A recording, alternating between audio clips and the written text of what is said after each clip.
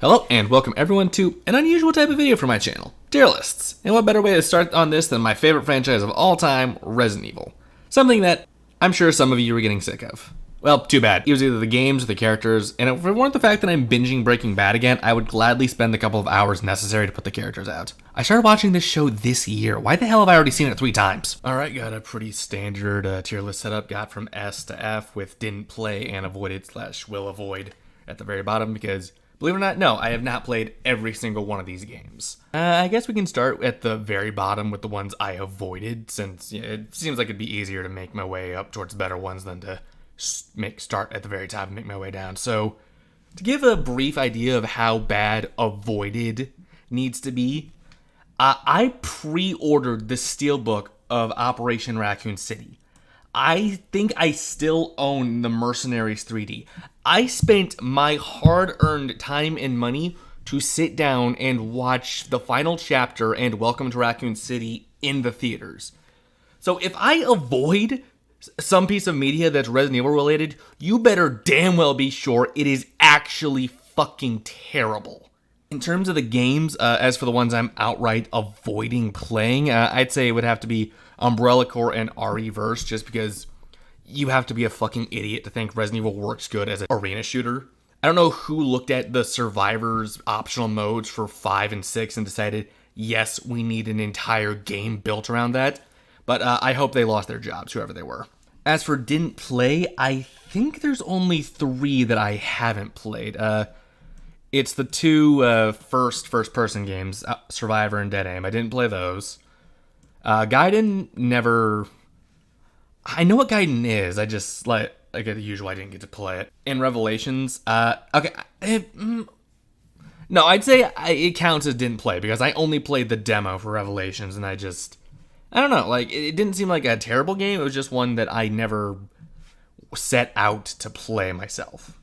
I would like to play most of these eventually. Maybe not Gaiden, just because I don't know if Resident Evil works as a turn-based RPG either, but you know what?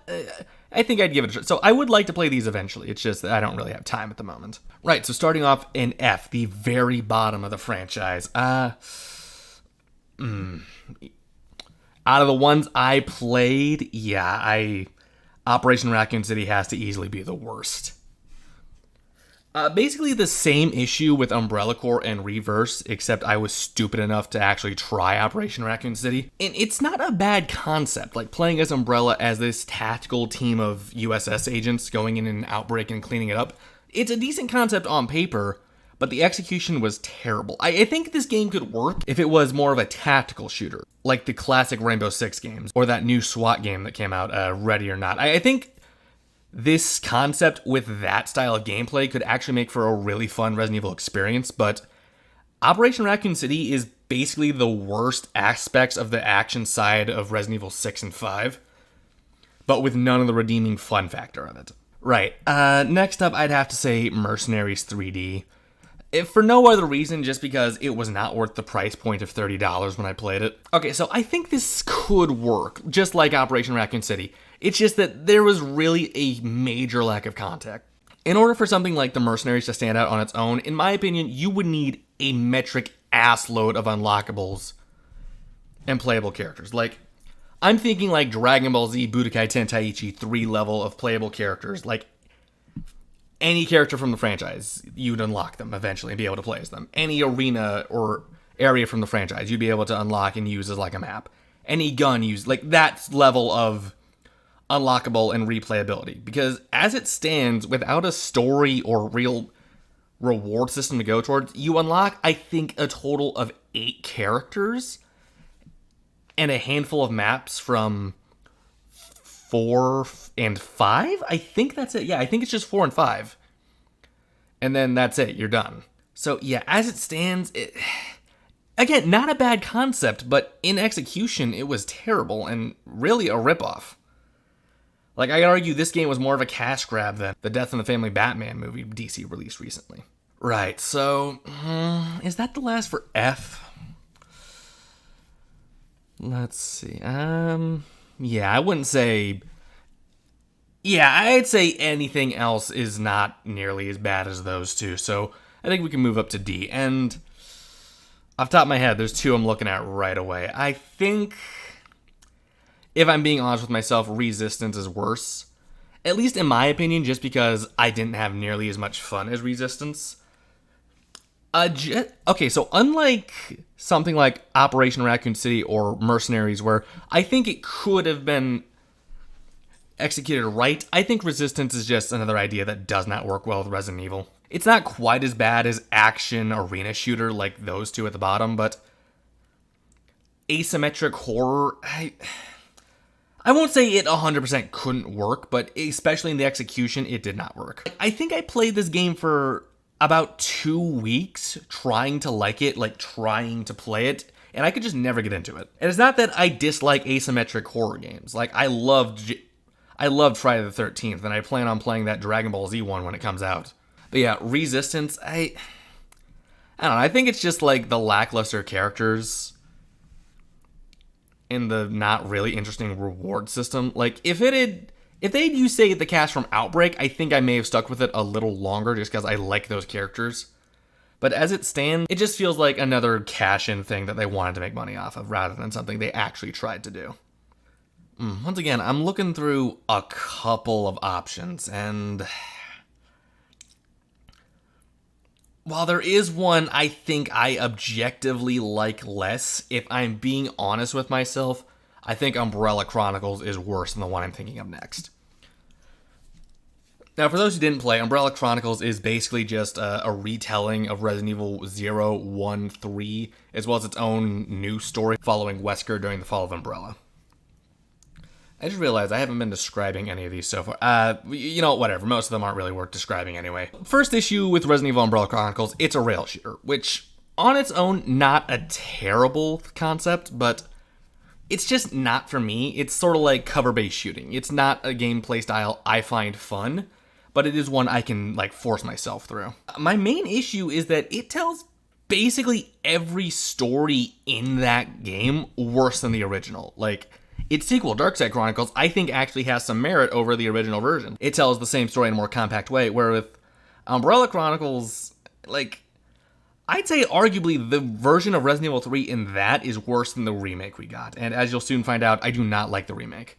I'd say it's not an irredeemable game. Anything up in D and above, I'd say is not irredeemable. It has good qualities of it, but I think the negatives vastly outweigh. No real replayability, butchering of some of the source material. I'd say the best part about Umbrella Chronicles is the parts of the story that focus on Wesker and what he was doing in between basically 1 and 4. But aside from that, I can't say it adds much of value to the series. Okay, once again, I'm looking at two of them that... You know what, I'll say this one is worse just because I'm arguing with myself that the next one at the very least deserves to be in C. The next one is a mad game. It's not what I would call a bad game. Resident Evil 3 Remake, on the other hand, is what I would call a bad game. Let's see, would I put it below or above Umbrella Chronicles? I think I'd put it below. Yeah, I'd put it below Umbrella Chronicles. Resident Evil. Talk about just disappointing. I do not understand how game developers are getting away with having less content than the game that was being made while I was still in the womb came out. And it's not just, a little mode like in Resident Evil 2 Remake. Resident Evil 2 Remake, yeah, that had some cut content, but at least that had the majority of what was there in the original. In Resident Evil 3 Remake, the game is basically unrecognizable. Yeah, it's minor horror with some more action elements, but that is the only connection aside from vague plot details. I know a lot of emphasis is put on the fact that the clock tower is missing, but that is not even the half of it. The part I was most excited for in this remake was the little choose-your-own-adventure elements of the original, where you could decide what to do in certain situations that would let you experience the game in many different ways and made it feel a lot more natural. One complaint I see heavily about this game that is technically invalid is that Nemesis only ever appears in scripted sections. But what a lot of people don't know is that Resident Evil 3 original only had Nemesis appearing at scripted moments too. It's just that depending on what path you picked, he would be scripted to appear at different moments, which made it feel a lot more genuine and natural. meaning that you could replay the game in slightly different ways and have him appear at slightly different moments. But that's just gone in the remake. Like, he always appears in the exact same spot no matter what, because there's no other paths to take. Not to mention basically zero post-game content. Like, once you've beaten the game once, it's not worth playing again. I have 100%ed this game, platinumed it, got all the trophies, and I can tell you right now, it was a big waste of time. There is no reason to play this game on any difficulty other than Nightmare, because there is nothing of worth to get in the unlockables. The best thing you get out of it is Jill Starr's uniform. That's it, and I really don't care enough to see the same boring cutscenes and boss fights just with a new outfit. Not to mention the fact that the entire open section of the original is gone. It is replaced with one infinitely smaller area. Like, I genuinely cannot believe people actually defend this game compared to the original. Like, yes, as a standalone experience, I think it's decent. Like, it's not terrible, but as a remake, God, this game was just disappointing. All right, so we're moving officially on into meh. We're done with the bad and terrible games. So, let's see, starting with meh. What would be at the bottom of meh? Because, once again, I'm looking at two of them that I could argue one way or the other. I think I have to go with Code Veronica X objectively over the one I'm going to put above it. Now, Code Veronica X is a fine game, but it's a very awkward state in the franchise. It's sort of like classic Resident Evil 3, where they want to have both action and horror, but unlike original 3, where they actually managed to pull off both sides with feeling genuine, Code Veronica X just feels kind of awkward in some areas. Like, Wesker coming back with superpowers doesn't really feel natural. It feels like just a twist that they wanted to have to shock older players. Not to mention, its characterization of its side characters is pretty weak. I don't hate characters like Steve Burnside and the Ashford twins, but I won't sit here and argue that they're great examples of Resident Evil characters that we need to see again. I will say, I do like Chris and Claire in this game. Their relationship feels natural, and they both stand out in their own ways, but that doesn't really make up for everyone else in the plot. Gameplay-wise, it also feels kind of awkward. Code Veronica is very much a transitional period between the old fixed camera angles and what they would do pretty soon coming up with 4, and while some people do like the mixed CG environments and tank controls, to me, this is the one game where the tank controls actually don't feel natural thanks to the moving camera. So while I'll say it's definitely worth playing, I will say it's not one you need to rush into if you haven't gotten to it already. Right, next up, one I'm sure I'm being yelled at for it being this high already, Resident Evil 6. Now, Resident Evil 6 is a very mixed bag, in my opinion. On one hand, I think the controls have never been better in the franchise than in Resident Evil 6. It really makes you feel like an action hero, which is very obviously the tone the game wants to set. And with Chris's and Jake's campaigns especially, it really does fit and make you feel like the over-the-top action hero the campaigns are presenting you as. However, while I think it's consistent with those campaigns, I don't think those campaigns in themselves are good. Not to mention, before I move on completely to plot, when it comes to Leon and Ada's campaigns, the controls feel just out of place.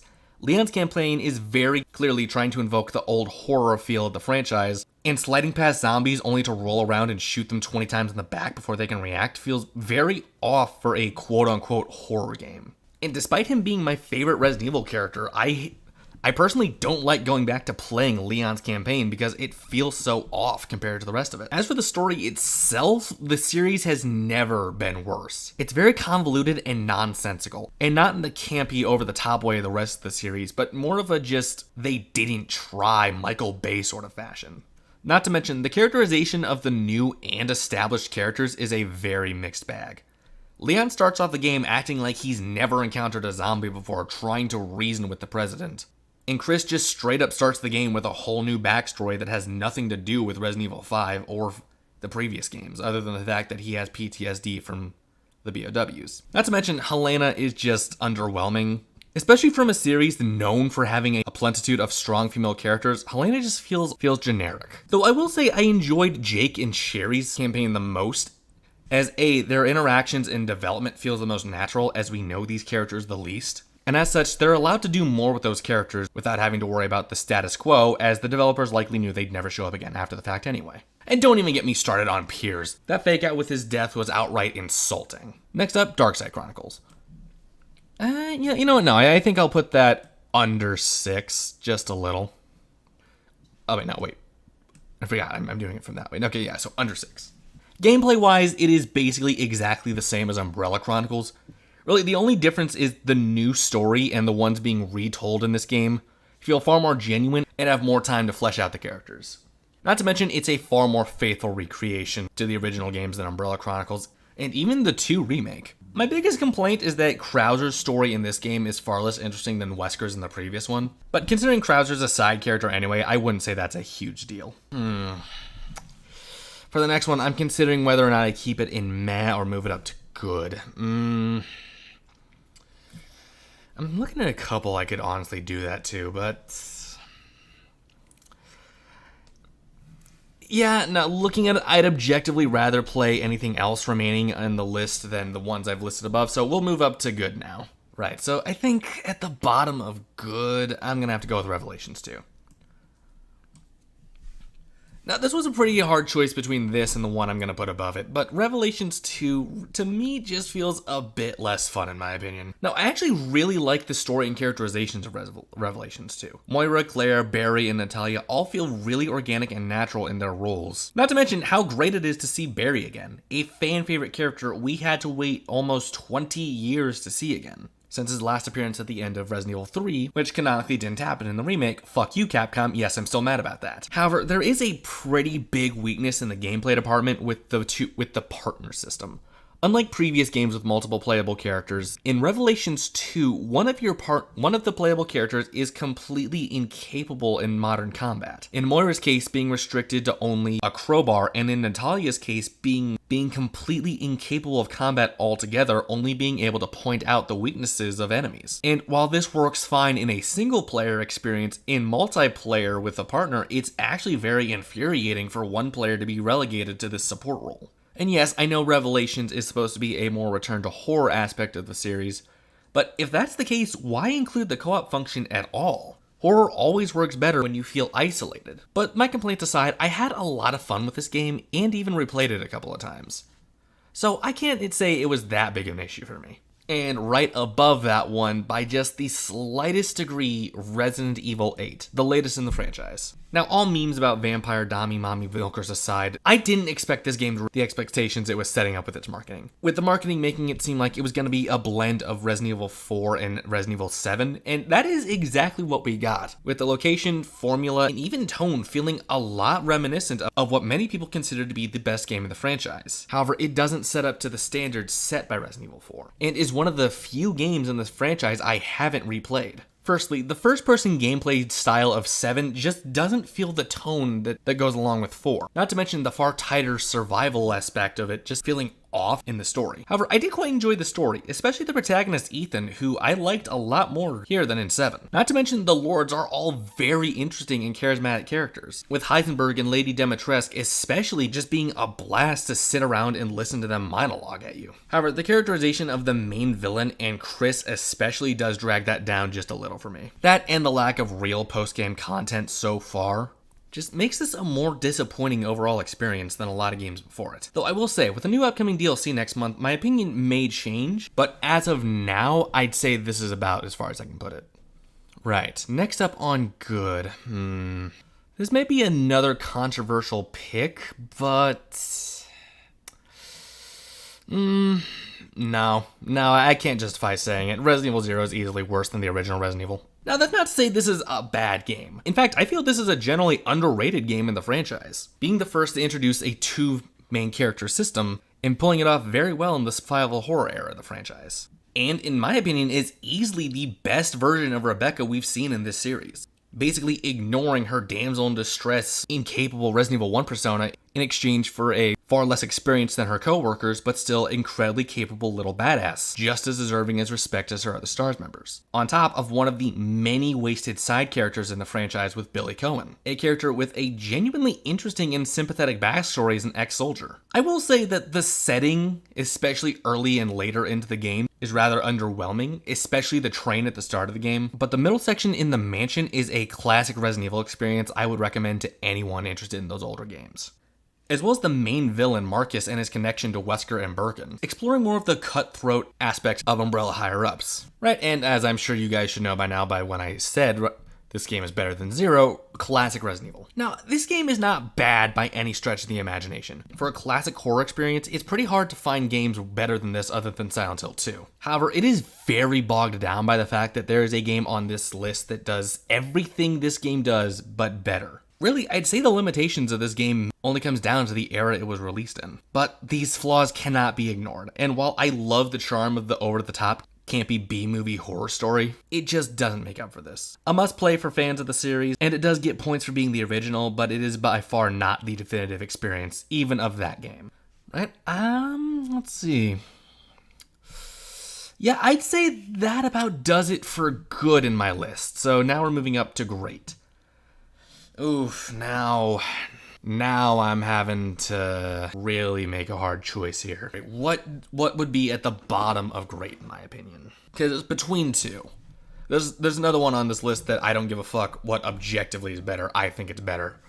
But between the two I'm looking at now, I think objectively out of the two I'm looking at, I'd have to say Resident Evil 2 Remake is the worst. It's the worst between the two. I have very mixed feelings on Resident Evil 2 Remake. Don't get me wrong, this game did a lot of things right, and is one of the best Resident Evil experiences we have in modern day. But just like Resident Evil 3 Remake, I cannot get over the fact of how much was cut from the original. Now don't get me wrong, it was not that much, especially not compared to Resident Evil 3 Remake, as I'm sure you can tell by their positions. Resident Evil 2 Remake is a very faithful recreation, with the exception of a couple of areas. And really, it's because of these areas I'd say the game suffers so much, with the sewers and nest facilities really just being so disappointing compared to the start of the game. The first half of the game, where you're exploring the RPD, is easily the best area of this game in my opinion. It is a perfect translation of classic Resident Evil exploration horror into modern game design. If the whole game was like this section, recreated just as faithfully, I would possibly rate it even above classic Resident Evil 2, despite it having less content overall. But it feels like at the halfway point, they really wanted to just rush through the remainder of this game. At about the sewer section, which is painfully short compared to the original as well, the game just ramps up to 11 on the pace, creating a far more linear experience that feels like it wants you to think you're exploring, but if you really break it down, you're just going in a couple of loops, looking for the items you're looking for. There isn't that much to explore or discover, especially in the nest. With the sewers, you could at least return to the RPD to find out what you were looking for, but once you reach Nest, there is no going back, and you are basically on the rails for the rest of the game. I will say though, the story and characters is really well told. While I do miss the campy, not so serious elements of the original, the new story being told in the way it is done very well, with the performance and characters feeling very genuine. But if I'm being honest, I just prefer the original in terms of overall story and gameplay. Though this is by no means a bad game, and as much shit as I give the remakes, this is well worth the time and money I spent on it. And I in no way regret 100%ing and platinuming this one. Right, and one I'd say I enjoy just a little more than this one, Resident Evil 5. Now, I know a lot of people didn't seem to like this one, apparently feeling like this was somehow too far into action for the series, which I understand, but at the same time, it was a very gradual build up to this point. From Resident Evil 3 onwards, the main games had a steady progression of action, and to me this feels like a very natural extension of that, all without going over the top generic action movie like Resident Evil 6 did. Not to mention, the story and characters are all much better handled in this game than 6. With the story essentially serving as the climax of events started all the way in the original Resident Evil, with the rivalry between Chris and Wesker coming to a close, which should have really been the end of the Umbrella section of the story. Not to mention, this game is highly replayable, either with a friend or just on your own. Though I do understand why some people were put off by it, I personally have never had an issue replaying this game. So here, I feel like we're starting to get into the area where my subjective enjoyment in this game is unironically getting in the way of the objective quality of them, but I don't care. When it comes to the remaining games on the list, I enjoyed Resident Evil 3 Nemesis the least. Now once again, this is not saying I didn't enjoy this game. Despite the fact that it's one of the more recent games I beat only a few years ago, it's still one of my favorite in the franchise, featuring one of my favorite Resident Evil protagonists of all time in Jill, my favorite enemy from the franchise in Nemesis, and some mechanics that really should have been brought back for future games. The Zap system, or the choose your own adventure elements I mentioned previously, really lent a lot in the way of replayability despite only having one real scenario to go through, always making you feel like Nemesis popping up whenever is random when really, like I said before, it's scripted. Not to mention, this is the first game to feature the iconic Mercenaries mode that has recently been almost ignored by Capcom for no reason. And despite being the beginning of the action elements seeping into the series, it in no way overwhelms the horror aspect of it. Resident Evil 3 Classic is still a very scary game, despite the fact that you have the option to start the game with a fully loaded assault rifle. Though I will say, compared to some other games on this list, it does leave a bit to be desired. You have no idea how hard it was for me to choose between the next 3 games on this list. You didn't see it, but there was about 10 solid minutes where I just sat there thinking about what game I enjoyed the most coming up next. However, if I really had to be honest with myself, Resident Evil Outbreak is the weakest of the remaining games, both in terms of my subjective enjoyment and easily in terms of objective quality. Don't get me wrong, Resident Evil Outbreak File 1 and 2 are both amazing games that I would recommend to hardcore fans of the franchise any day. However, there is one huge flaw with these games in modern days, and that's that in order to tell you how to fully enjoy the game, I would 100% have to tell you to break the law. And to be blunt, I will tell you that. If you want to have fun with this game, you need to download an illegal emulator, download an illegal copy of the game, and play it through illegal means. However, it is 100% worth it. The only way to play this game and have as much fun as you could at launch is to do it that way because Capcom won't fucking remaster this game, which makes absolutely no sense. Everywhere I see this game being talked about, nothing but positive praise is being levied its way. Each and every one of the scenarios feels handcrafted to be an authentic, original Resident Evil experience that can be played with either alone or with friends, complete with its own cast of original and likable characters. Even characters like Jim and Yoko, despite feeling rather weak in terms of overall characterization, are enjoyable. Not to mention fan favorites like Alyssa and Kevin, and hundreds of unlockable skins, characters, models, artwork. You could play this game for days and not have everything unlocked, giving you reason after reason to go back to these games. But like I said, the objectively best way to play these games is online, and you cannot do that through official hardware, which means to a lot of people, the best way to experience these games is inaccessible, which is a damn shame in my opinion. Fuck. Okay, if I had to pick one to leave in great, which would it be? As much as I love this game, despite what some issues people have with it, Resident Evil 7 is easily a great game in the franchise. Despite its new take on the gameplay, Resident Evil 7 manages to feel very genuine to the classic feel of the franchise. The exploration in horror in the early game is done exceptionally well, making you feel like you're experiencing the original mansion again, all while giving you a completely new environment to look through. The main protagonist in Ethan easily became one of my favorites in the franchise, despite only having 2 games under his belt. Your scared everyday man to, by the end of even Resident Evil 7, a smartass who's just sick of all the shit going on around him is very genuine, his confidence growing with every new weapon and every larger-than-life enemy he defeats. Not to mention, this game brought the horror back hard. If you were off-put by 4, 5, or 6, then 7 is easily the game that should have gotten you back in this series. In fact, I'd say my biggest complaint with this game is the lack of enemy variety, as you always seem to be fighting the same molded enemies, with no real progression other than skinny or fat variants of the same enemy. The bosses, however, are all very unique and horrifying in their own ways, with Marguerite especially being a horror experience straight out of something like Aliens. In fact, Resident Evil 7 had me very excited about the future of this franchise in a way that I honestly knew 8 wouldn't be able to live up to.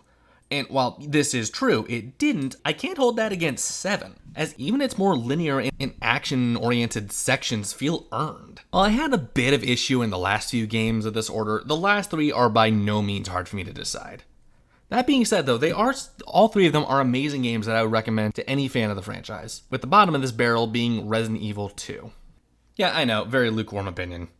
But I really can't disagree with the people that say that Resident Evil 2 is the best of the classic trilogy. It by far has the most replayability, with 4 unique scenarios just for the main story alone. Not to mention EX Battle Mode being a precursor to the Mercenaries mode that would become a staple of the franchise going forward from 3. Not to mention more introduction of a more silly side to the franchise with Tofu Mode. Another reason I like this just generally more than its remake is the more campy aspect of the story. This is long before 2019 when the franchise decided to start taking itself seriously. This game knows what it is. It's a silly story about a mad scientist who creates a zombie outbreak and a badass college student and rookie cop that no one takes seriously trying to stop it. However, that doesn't make the story or characters seem less authentic. And finally, controversial opinion, I prefer tank controls when it comes to the horror side of Resident Evil.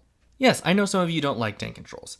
However, it's not my fault you got filtered by the superior way to play the game. Now, shitposting aside, I genuinely feel that it creates a more authentic horror experience, not knowing what's beyond every corner, and feeling sluggish and not sure if you're aiming right, just like you would be in a normal horror situation. Right, and now for the second best game in the franchise, in my opinion, Resident Evil Remake. In my eyes, this is the definitive way to remake a classic game. No cut content or areas, keeping the same campy feel of the story while updating it for modern audiences, all while expanding on what made the original great. Not to mention all the additions to the lore which have become staples of the franchise going out. The Trevor family V-Act, a second stage to normal zombies? Not to mention how beautiful the environments look compared to the original. I've said it before, I'll say it again now, and I'm going to say it countless times after this video goes out. Resident Evil 1 Remake is the definitive remake of the series for me, and should be held up as the gold standard of how to remake a game. Right, if you know me at all personally, you knew this was coming. Resident Evil 4 is not just my favorite game in the franchise.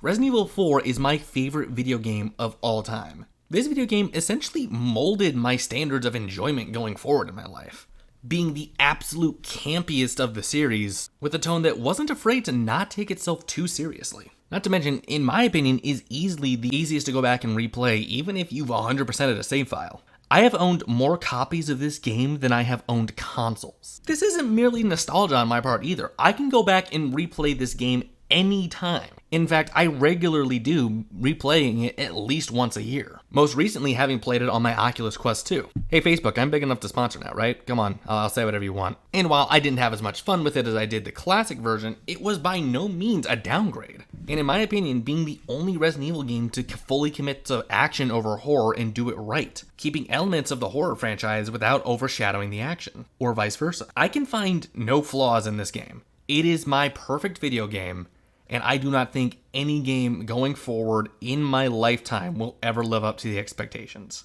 Especially not the remake. But that's just my opinion. Just me going over the games I like in the franchise and why I like them so much. Or, don't like them. Like, what did you guys think? Do you agree with my list, or do you think that some games should be above or below others? Unless it's 4. If you disagree with the placement of 4, don't comment. I don't care. I'm right and you're wrong. Let me know what you guys think in the comments down below, and I will see you all next time.